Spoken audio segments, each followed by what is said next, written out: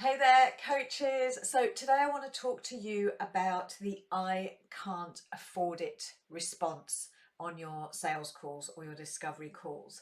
So maybe you are familiar with this response when somebody says, I can't afford it, I can't afford your services, and yet you've had the most incredible connection. The rapport was just off the scale. You knew this person was an amazing, perfect fit for your coaching services, your package, your program, and they felt it too as you told them about your services and how you helped them. They really, you could tell that they really wanted it, they were really in, and then you delivered your price. And at that point, you got the I can't afford it response. So I want to talk to that today. I want to talk about a little talked about reason why that is coming up. So if we haven't met before, hi, my name is Sanae Floyd. I'm a business breakthrough coach, sales mentor, and alignment alchemist, and I help powerful coaching entrepreneurs just like you to get recognized and rewarded as the go-to expert in your field so you can create greater impact and income doing exactly what you love. So I can't afford it, or I can't afford you.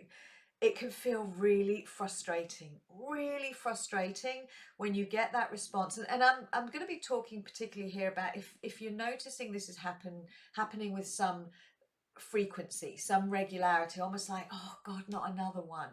And it can really chip away at your confidence, because each time that happens, and if you have a bit of a succession of that happening, it can really sort of undermine your confidence for the next call and the next call. It's almost like the worse it gets, the worse it gets. So it can be really frustrating, especially when you are solid in terms of who you're here to help. You're solid in your niche, you know exactly what your coaching offer is, it feels good to you, you feel aligned. When it's all clear, crystal clear and aligned, everything is good, and yet you get this, I can't afford it, and with some regularity and frequency. So when that happens over a period of time, it often can trigger you to start looking externally at, like, oh my God, maybe my messaging is wrong, maybe my pricing is wrong, maybe it's true, maybe my price is just too high, maybe I've been greedy, whatever. Maybe I need to lower my price, maybe I should offer a discount. So you start questioning. You might even start looking at questioning, is this really my ideal client? Have I got it wrong somewhere? Where is this going wrong? And of course, the natural place to look at is actually the sales conversation. What am I doing wrong? What am I saying wrong? And you start to look at the external situation and what can be fixed and changed. But very often, and this is in my experience, 25 years coaching, mentoring and training in sales, very often it's not about what is going on outside of you. It is about what is going on inside of you. So I'll give you an example. I had a client some years ago now, and this is something that happens quite regularly, but this one was just, the shift was so profound. I've always remembered it. So this particular client, we'd been working together for a few weeks. We'd really got that clarity and that alignment. She was pumped and excited about her offer, her price point. She knew her ideal client. She felt really passionate and purposeful about going out there, sharing her message, serving. And as a result, she was getting all these discovery calls, which was amazing. She was showing up, really standing in her power and getting all these calls booked. And we'd gone through the sales process that I teach. She felt amazing about it. She felt really confident. And so she started to use it and implement on her discovery calls. And about a week after she'd started going out there and having these discovery calls booked in, she came back to me and she was pissed off. There was no doubt about it. And she said, I just don't know what's going on. Maybe I'm wrong. Maybe it's all wrong. This whole, niche and ideal client, maybe it's all wrong. And I was like, hang on, what's going on? It's, we can't ignore how it made you feel and how it makes you feel when you talk about it and you connect to it. So what's going on? And that's when she told me that all these calls had come in and they were all, I can't afford you, I can't afford it. And it really knocked her confidence. So because I'd been working with her for a while, I knew everything was robust, and I'd done the sales call training and the role playing and all of that. I knew she was golden in that respect. So like, what is going on? So I started to dig a bit, ask a few questions about other areas of her life and her what's going on for her at the moment.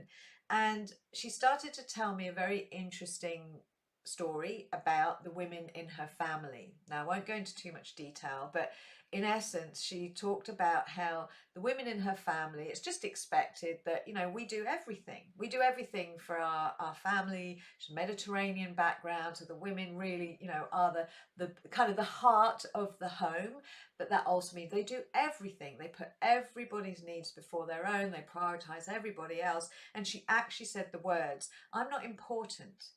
I've got my children and my husband and my parents and all of this. Everyone else comes first. And she said, that's just the way we roll.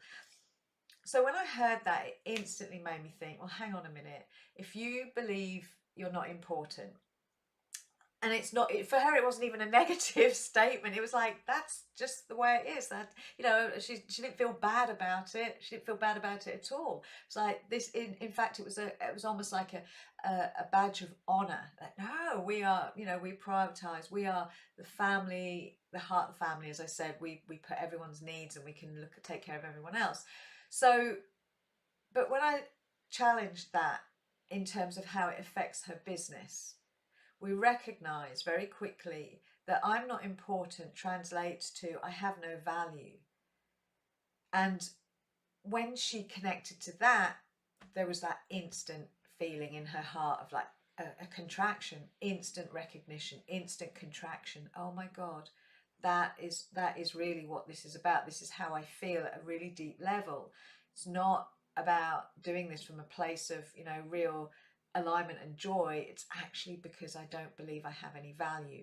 So as we connected to that, she recognized how this belief, this kind of almost a vibrational frequency that was being emitted in relation to her sense of self-value was affecting how she showed up on her sales calls, subconsciously affecting. So as she was having these incredible conversations and creating these amazing connections, and then she delivered her presentation, her pitch, if you like, and then said her price, what she was attracting was a match to no value. That the essential match, you attract what is an essence to what you are putting out. So the essence match of I have no value is people not recognizing her value. So people would come to her and say, I can't afford you, because they didn't see the value of what she was offering. So in that way, it was like, mind blown. And I see this a lot with my clients when it comes to kind of what are your subconscious blocks and beliefs that are actually affecting your ability to really show up and stand in your power on a sales call, because that will affect the result. So within 10 days, once we connected to this belief, she did a bit of work on clearing it. Within 10 days, she signed 2 new clients at full price, £3,000 straight in the bank, paying full within 10 days. And they were and they were the 2 calls she got within those 10 days. So it wasn't like, oh, what was conversion rate? It was 100% conversion. And as a result of those 2 sales, immediate sales, her confidence rose. She just started to really step in her value. Also transformed how she was showing up at home as well, but that's a whole other story. So I really wanted to share that with you, because if you are getting a run of I can't afford yous, even if you've had a period where you've been doing incredibly well and you've been converting your calls and it's all going well, often there's an upper limit where you trigger a deep seated dormant belief that wasn't active before, and that's all it is. You've got to look at, what are my beliefs now that I'm attracting this run of results that I don't want? What is going on under the surface that is attracting this unwanted result, in other words? So I hope you found this helpful.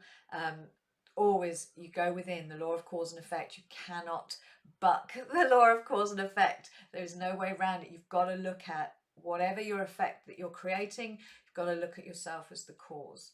So I hope you found this helpful. Thank you so much for watching. As always, if you have questions, pop them below. I always come back to you. I love to hear from you. Thank you for watching, and I'll speak to you again soon.